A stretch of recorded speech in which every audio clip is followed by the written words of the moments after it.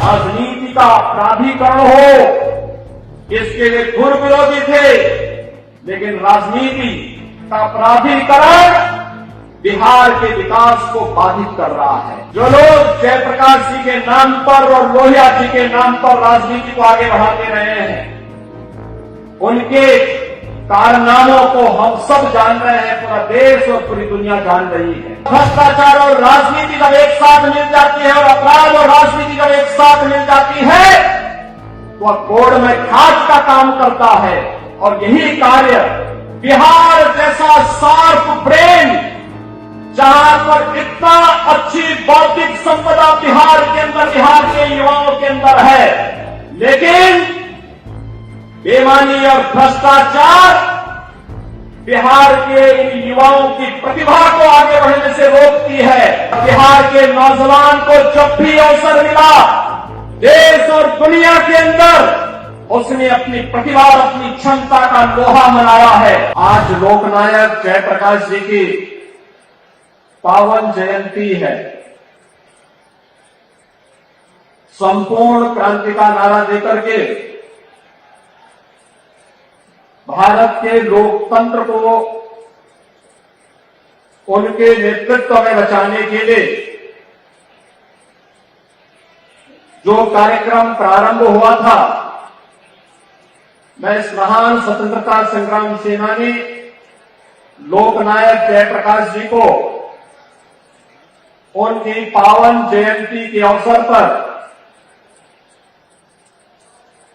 कोटि कोटि नमन करते हुए विनम्र श्रद्धांजलि अर्पित करता हूं।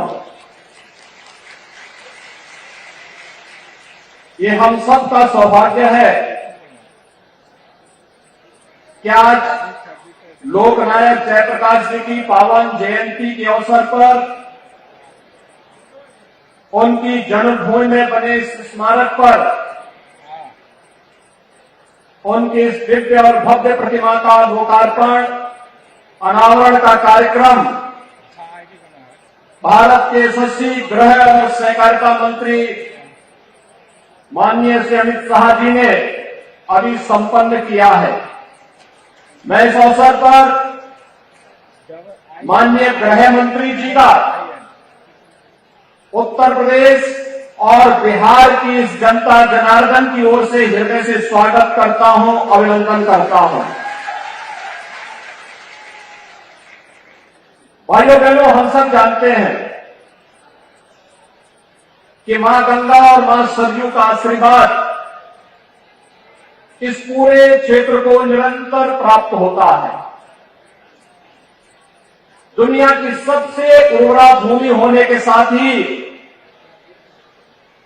प्रतिवर्ष बाढ़ जैसी त्रासदियों का सामना करने के बावजूद जो जुझारूपन इस क्षेत्र के और इस भूमि में जुड़े हुए लोगों के अंदर देखने को मिलता है, उसने यहां के लोगों के जज्बे को अलग ही बनाया है। और यही कारण है कि आजादी की लड़ाई में बढ़ चढ़ करके भाग लेना राष्ट्रपिता महात्मा गांधी के नेतृत्व में चले पूरे आंदोलन का पट पट पर सहयोग बिहार के अंदर प्राप्त होता रहा। लेकिन स्वतंत्र भारत में भारत की व्यवस्था का संचालन कैसे होना चाहिए, गांव के लिए, गरीब के लिए, किसान के लिए, नौजवान के लिए, महिलाओं के लिए क्या कुछ योजनाएं बननी चाहिए। भले ही उस समय की सरकार ने कुछ कार्य किया हो और योजना बनाने में विफल नहीं हो, लेकिन सरकार से बाहर रह करके जिन महापुरुषों ने इन पर स्वस्थ चिंतन को आगे बढ़ाया था, लोकनायक जयप्रकाश नारायण जी और पंडित दीनदयाल उपाध्याय जी, डॉक्टर राम मनोहर लोहिया जी जैसे महापुरुष उस समय भी इस क्रांति की लोग को स्वतंत्र भारत के अंदर अपने चिंतन के माध्यम से आगे बढ़ाने का कार्य कर रहे थे। और इससे यही कारण था, इस देश के अंदर जब आजादी के उन सभी योद्धाओं ने स्वतंत्र भारत में भारत की व्यवस्था कैसे होनी चाहिए, एक स्वस्थ संसदीय प्रणाली को अपनाया था। लेकिन सत्ता मोह में उस समय की सरकार इस कदर आंखों में पट्टी बांध चुकी थी कि एक समय उसने लोकतंत्र को भी कुचलने का कार्य किया, और जब लोकतंत्र को कुचलने का कार्य किया तो आखिर बिहार शांत कैसे बैठ सकता था। आप सब जानते हैं, जब आजादी की लड़ाई चल रही थी, भारत आजाद हुआ 1947 में, लेकिन बलिया ने अपने आप को आजाद घोषित कर दिया था 1942 में ही। हम सब ये जानते हैं, राष्ट्रपिता महात्मा गांधी के चंपारण आंदोलन को गति दी थी यही बिहार की धरती ने। तो स्वाभाविक रूप से लोकतंत्र के प्रति जितना सजग बिहार है, सचमुच वह देखने लायक है। और इसीलिए लोकतंत्र को उस समय कुचलने का जो कुत्सित प्रयास हो रहा था, लोकनायक जयप्रकाश नारायण जी के नेतृत्व में उस समय लोकतंत्र को बचाने के लिए जो आंदोलन प्रारंभ हुआ था वह भूतपूर्व था। देश की आजादी के बाद इतना बड़ा सशक्त आंदोलन जिसने तत्कालीन सरकार को घुटना टेकने के लिए मजबूर कर दिया था, और जनता जनार्दन की अदालत में उस सरकार को जाना पड़ा था। वजह देखो, जयप्रकाश जी के उस सपने को आज साकार कर रही है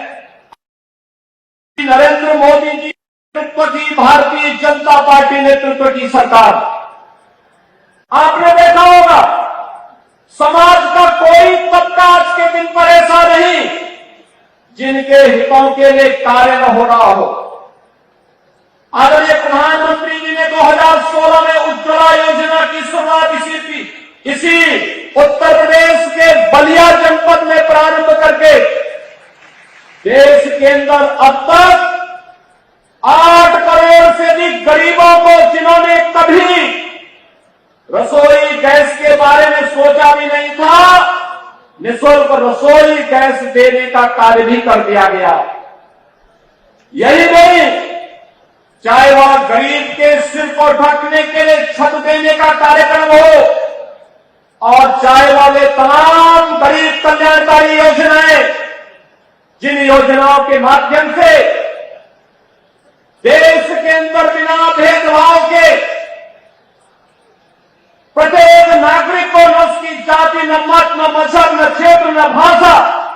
और उत्तर का है, दक्षिण का, पूर्व का है, पश्चिम का,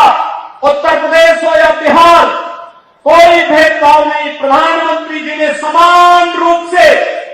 सभी को उन सभी योजनाओं का लाभ दिया जो आजादी के 70 वर्षों तक नहीं मिल पाया था, वह देने का कार्य आज प्रधानमंत्री मोदी जी के नेतृत्व में भारत के अंदर 135 करोड़ लोगों के जीवन में परिवर्तन लाने का जो कार्यक्रम चल रहा है, ये उन्हीं महापुरुषों की प्रेरणा है जो कभी प्रेरणा लोकनायक जयप्रकाश जी ने दी थी, जो प्रेरणा कभी पंडित दीनदयाल उपाध्याय जी ने दी थी, जो नारा कभी राम मनोहर लोहिया जी ने दिया था, वही सपने आज साकार होते हुए दिखाई देते हैं। लेकिन भाइयों बहनों, जो लोग जयप्रकाश जी के नाम पर और लोहिया जी के नाम पर राजनीति को आगे बढ़ाते रहे हैं, उनके कारनामों को हम सब जान रहे हैं, पूरा देश और पूरी दुनिया जान रही है। राजनीति का अपराधीकरण हो, इसके लिए धुर विरोधी थे, लेकिन राजनीति का अपराधीकरण बिहार के विकास को बाधित कर रहा है। आज आप देख रहे होंगे, आज से कुछ वर्ष पहले उत्तर प्रदेश के अंदर भी राजनीति का अपराधीकरण था, अपराधियों का भ्रष्टाचारीकरण था, और भ्रष्टाचार और राजनीति जब एक साथ मिल जाती है, और अपराध और राजनीति जब एक साथ मिल जाती है, तो वह कोड़ में खाद का काम करता है। और यही कार्य बिहार जैसा शार्प ब्रेन, जहां पर इतना अच्छी बौद्धिक संपदा बिहार के अंदर, बिहार के युवाओं के अंदर है, लेकिन बेईमानी और भ्रष्टाचार बिहार के इन युवाओं की प्रतिभा को आगे बढ़ने से रोकती है। और बिहार के नौजवान को जब भी अवसर मिला देश और दुनिया के अंदर,